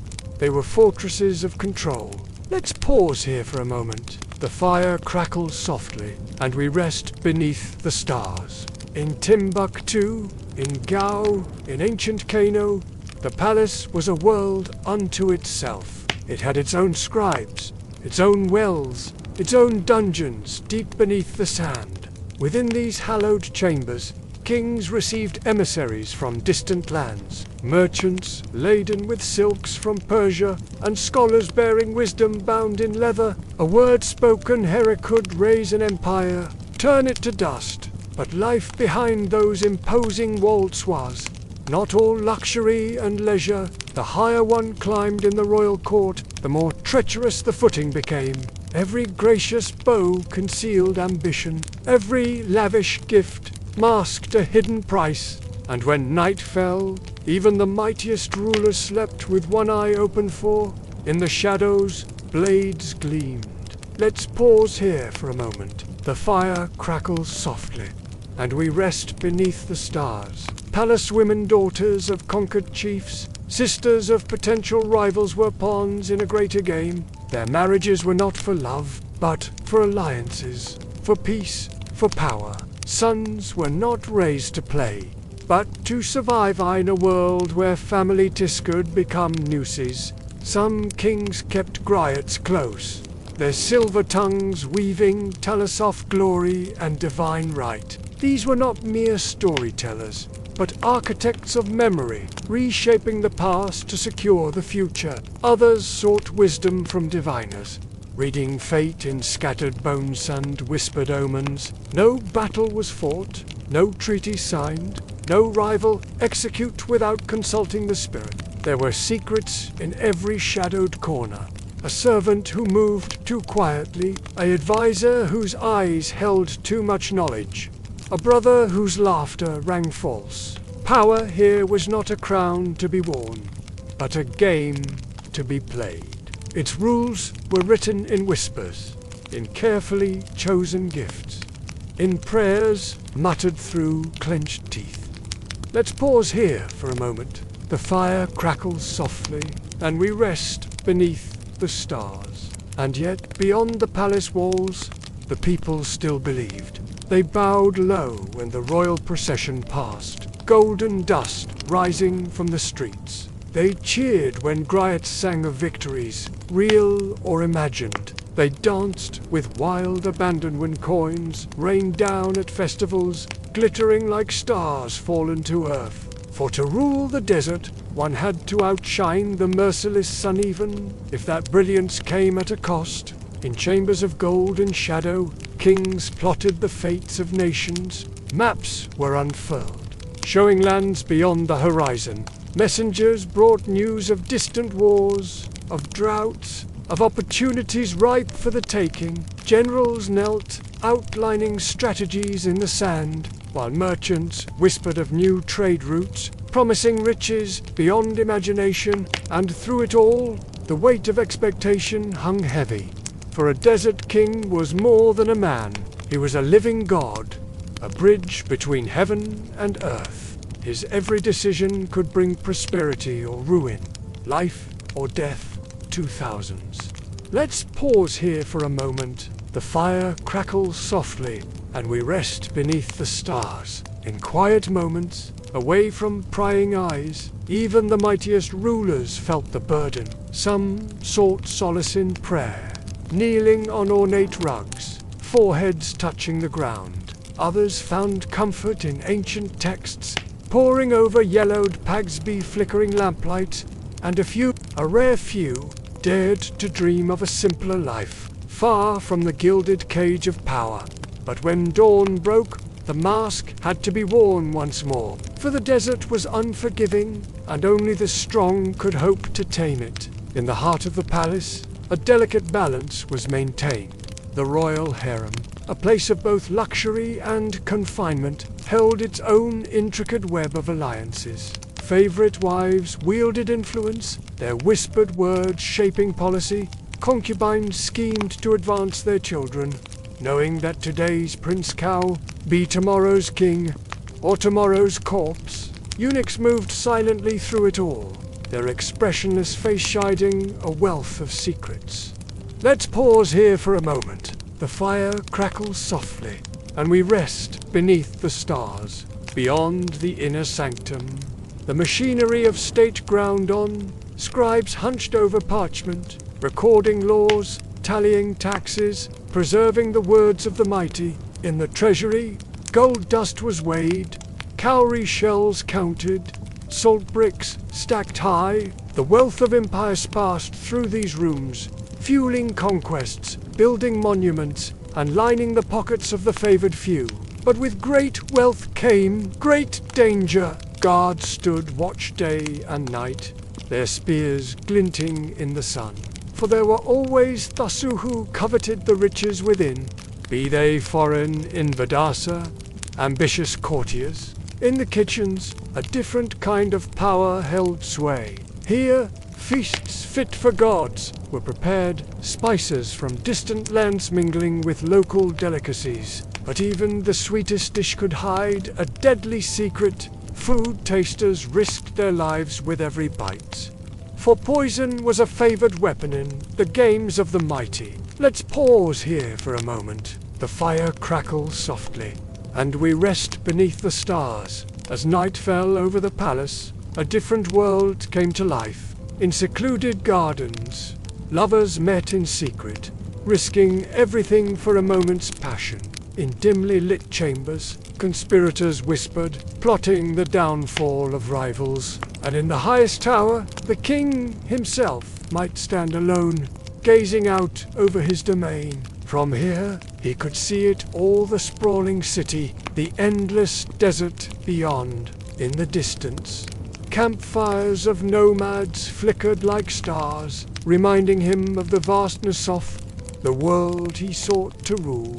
But even as he stood there, master of all he surveyed, the king knew the truth. His power, vast as it might seem, was as fleeting as the morning mist. For in the desert, empires rose and fell like sand dunes, shaped by the relentless winds of time. And so, as the new day dawned, the game began anew.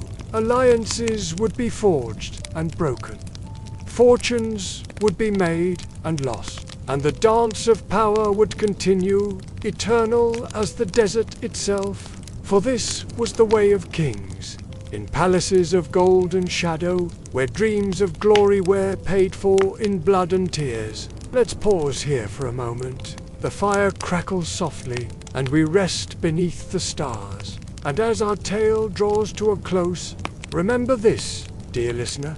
The desert holds many secrets, and the greatest of feastly hidden behind palace walls. For to truly understand the might of kings, one must look beyond the gold, beyond the pomp and ceremony, to the hearts of men who dared to reach for the sky, even as the sand shifted beneath their feet.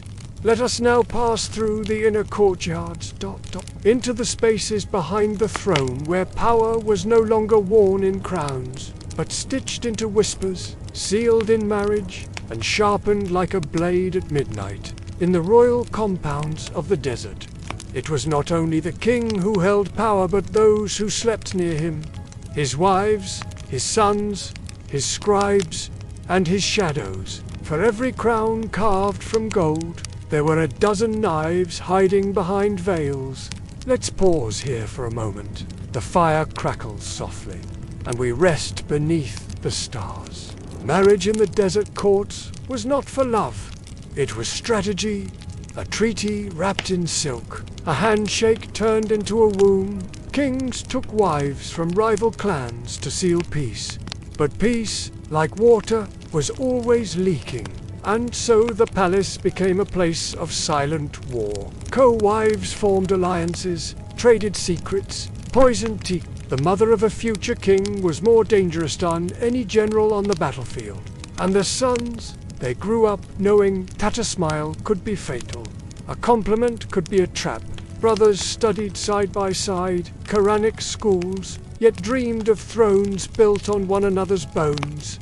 The first son had honor, the second had envy, the third had nothing to lose.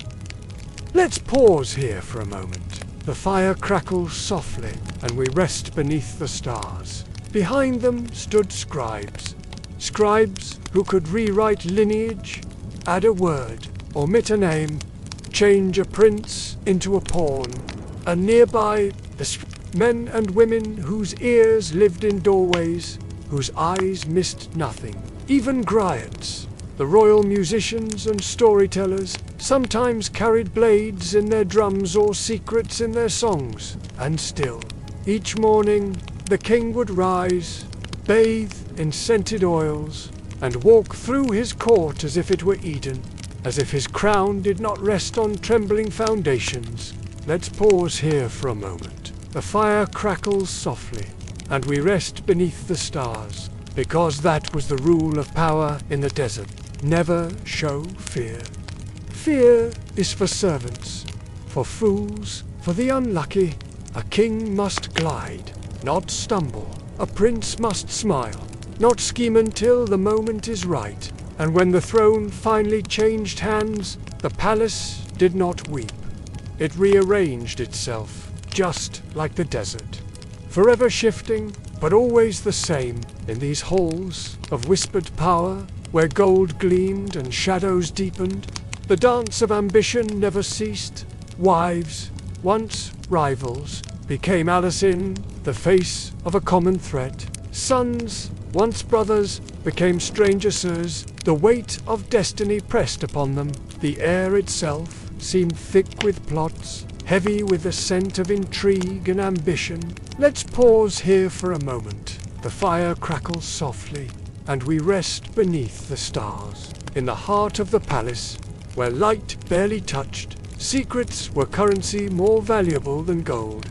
A servant's loyalty could be bought with a whisper, a guard's vigilance weakened by a promise. And in the chambers of the royal wives, where silk curtains rustled with every breeze, alliances were forged and broken with the ease of a changing wind. The queen mother, draped in indigo and gold, watched over her brood like a hawk.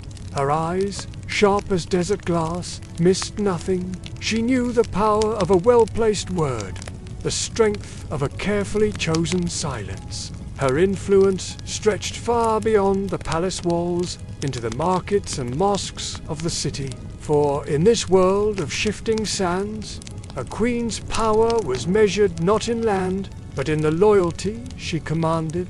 Let's pause here for a moment. The fire crackles softly, and we rest beneath the stars. And what of the young princes? Their eyes bright with dreams of glory. They learned early that knowledge was power, that every lesson in the Quran could be twisted to serve ambition. They studied war and poetry side by side, each verse a potential weapon, each battle strategy a path to the throne. But even as they competed, a part of them yearned for the simple bonds of brotherhood. For in the quiet moments, when the weight of destiny lifted, they were just boys laughing, playing, dreaming together. Yet always, the shadow of the throne loomed. Let's pause here for a moment. The fire crackles softly, and we rest beneath the stars. In the courtyards where they played, spies lurked behind every pillar. Their childish games were scrutinized, their friendships dissected for weakness, For in this world, even a child's laughter could be a threat. And so they learned to guard their hearts, to hide their true selves behind masks of indifference. They became actors in a grand play, each gesture calculated, each word weighed for hidden meaning. The palace became their stage, and they, unwilling performers in a drama not of their own making. Let's pause here for a moment. The fire crackles softly, and we rest beneath the stars. But what of the king, the sun around which this universe revolved? Each morning he rose like the desert sun, his authority unquestioned, his word law. Yet even he was not free from the web of intrigue, for a king's power, though absolute, was also fragile. He walked a tightrope between strength and mercy, knowing that too much of either could be his downfall. His every decision was scrutinized, his every weakness catalogued and stored away, ammunition for future battles, and so he learned to rule not just with force, but with cunning, to see the hidden currents of power that flowed beneath the surface of his court. Let's pause here for a moment. The fire crackles softly, and we rest beneath the stars. In this world of golden prayers and midnight daggers, where loyalty was as shifting as the dunes, one truth remained constant. Power once tasted was never willingly relinquished, and so the dance continued. Day after day, year after year, alliances formed and shattered like promises were made and broken in the same breath, and through it all, the desert watched, silent and eternal. For in the end, all empires, all dynasties were but fleeting shadows on its timeless face. Let's pause here for a moment. The fire crackles softly, and we rest beneath the stars. And so, dear listener, as our tale of desert courts and whispered power draws to a close, remember this. In the world of kings and princes, of scheming wives and loyal shadows, nothing is ever as it seems. For every golden crown, there is a price paid in blood and tears. For every throne, 1,000 broken dreams. And yet, in the heart of this deadly game, there is a beauty, a poetry of power and ambition that has captivated hearts for centuries. So let us leave the palace now, its secrets and its sorrows. Let us step back into the cool night air, where the stars shine bright and true. For out here, beyond the reach of crowns and daggers, we can dream of simpler things, of love uncomplicated by politics, of loyalty untainted by ambition, and perhaps, in the whisper of the wind, we might hear the echo of a different song.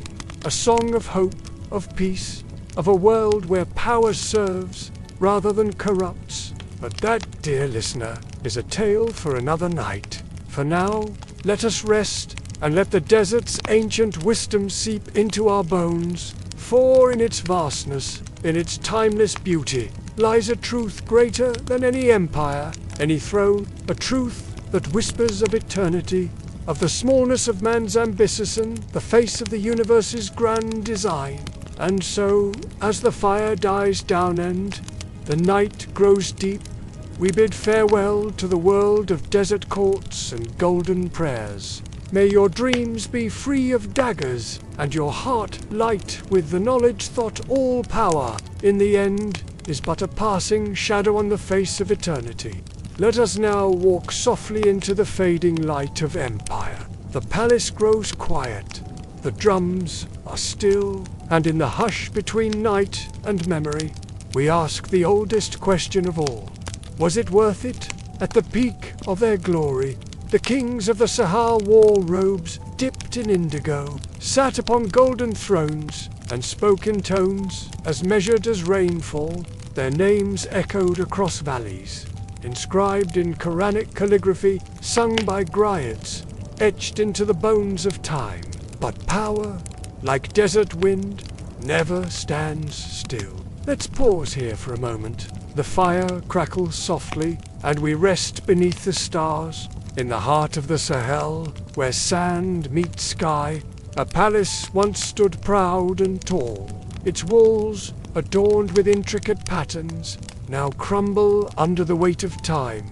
The courtyard, once alive with laughter and music, now lies silent, gathering sand in its corners. One day, a trusted advisor says too little. A cousin rides into town with too many horses. The royal drum goes quiet for an hour too long. And just like that, the king's world begins to tilt.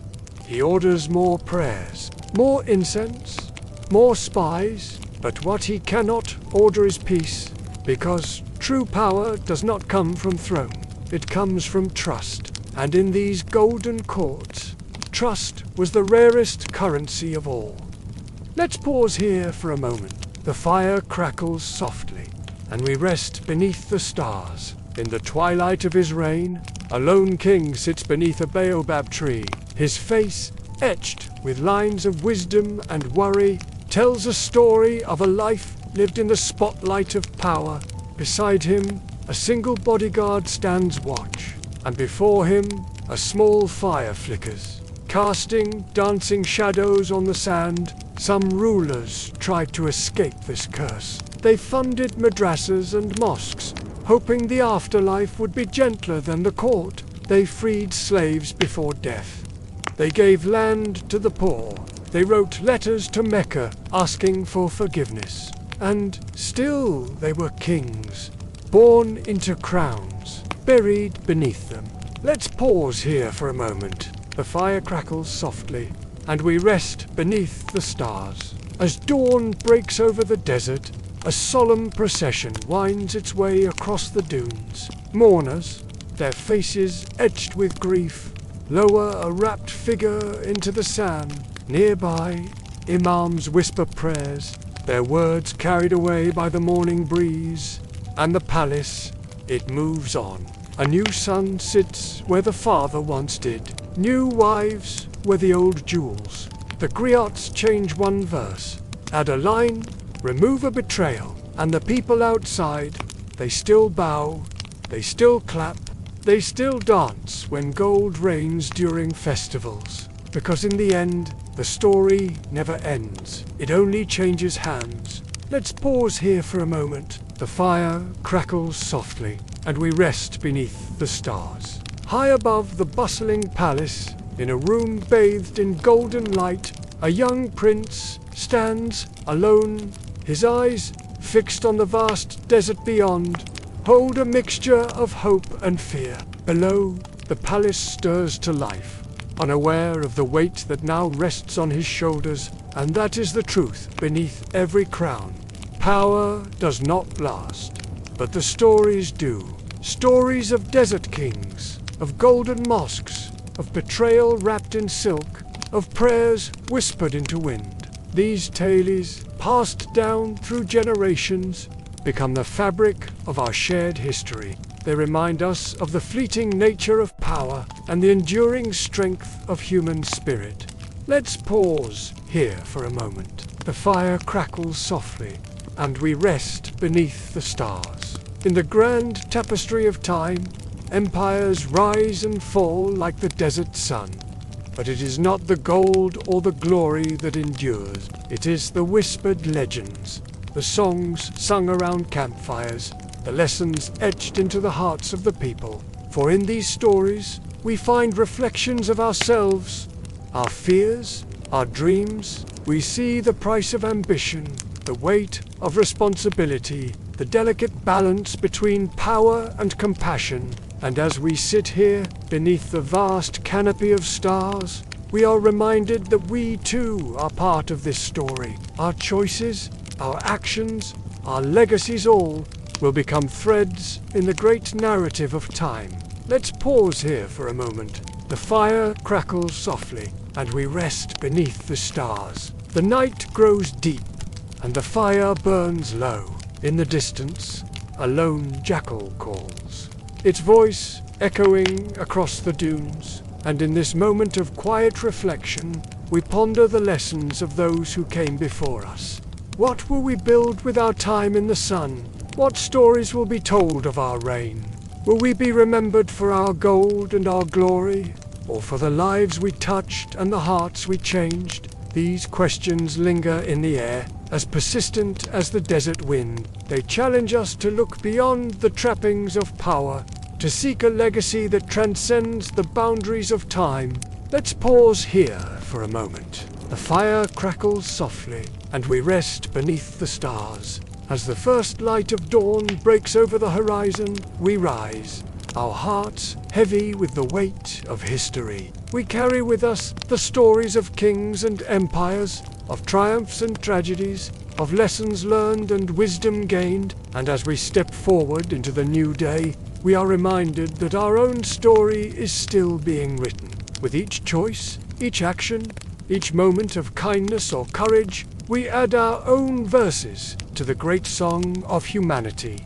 For, in the end, it is not the crowns or the thrones that matter. It is the impact we leave on the world around us, the lives we touch, the hearts we inspire. This is the true measure of a life well lived, the legacy that outlasts all empire. Let's pause here for a moment. The fire crackles softly, and we rest beneath the stars. And so, as we walk softly into the future, let us carry with us the wisdom of the past. Let us remember the kings who prayed in gold, and the price they paid for power. Let us honor the stories that have shaped us, and strive to write a new chapter worthy of remembrance. For, in the grand tapestry of time, we are all both storytellers and characters, weaving our tales into the fabric of history, and perhaps in some distant future when others sit beneath these same stars, they will speak of us with wonder and reverence,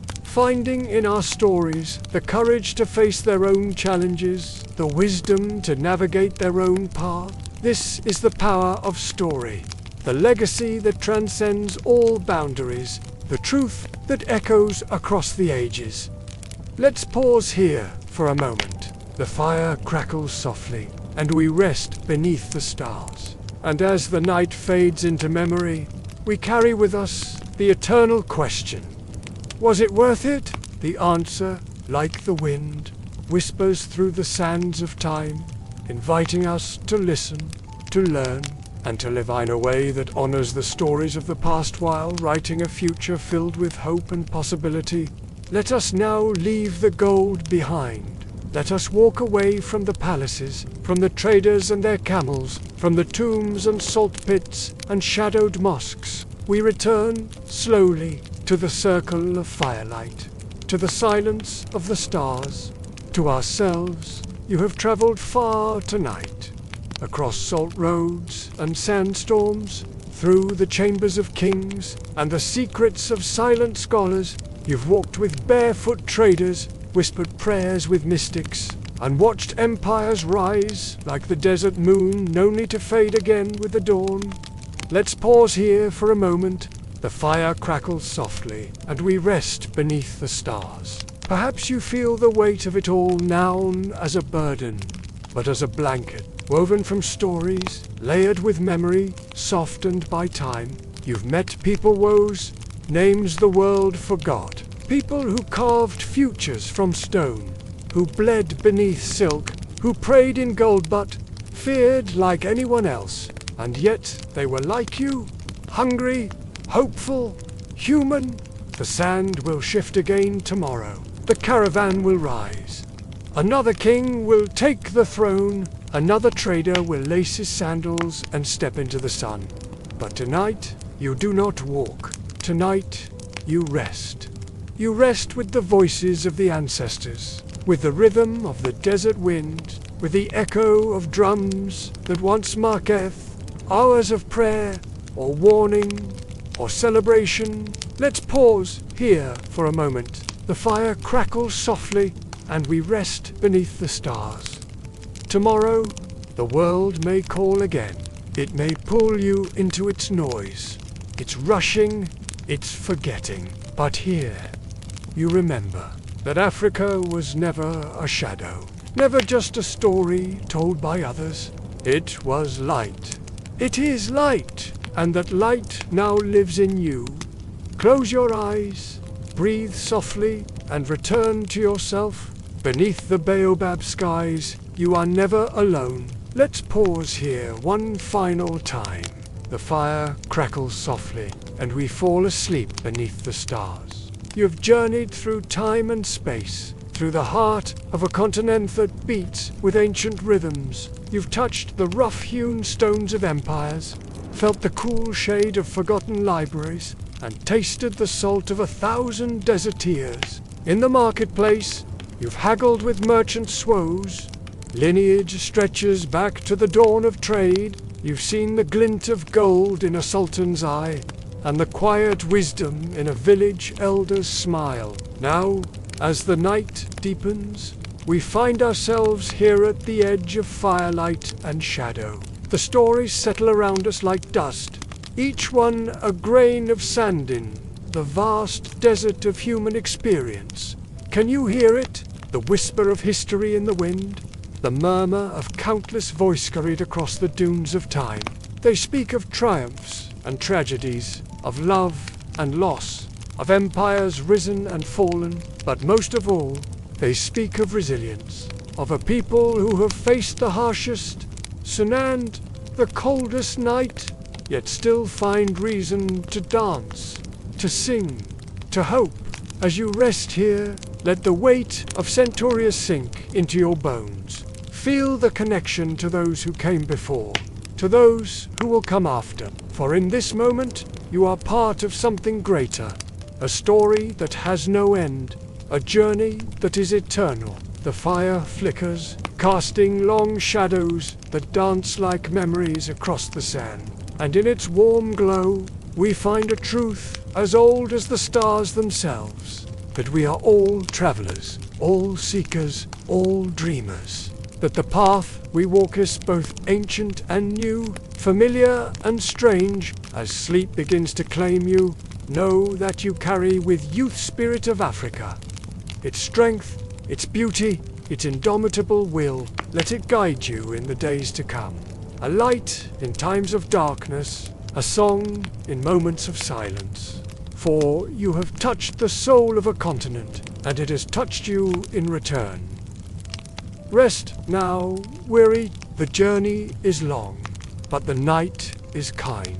And when you wake, you will carry with youth wisdom of ages, the courage of nations, and the heart of a people woe have always known that the greatest treasures are not found in palaces or tombs, but in the quiet moments of connection, in the shared stories around a fire, in the silent understanding whitened souls who have walked the same path. Sleep and dream of golden savannas, of mighty rivers that carve the earth, of forests that whisper secrets older than time itself. For tonight, you are home, here beneath the African sky, where every star tells a story, and every story leads back to you.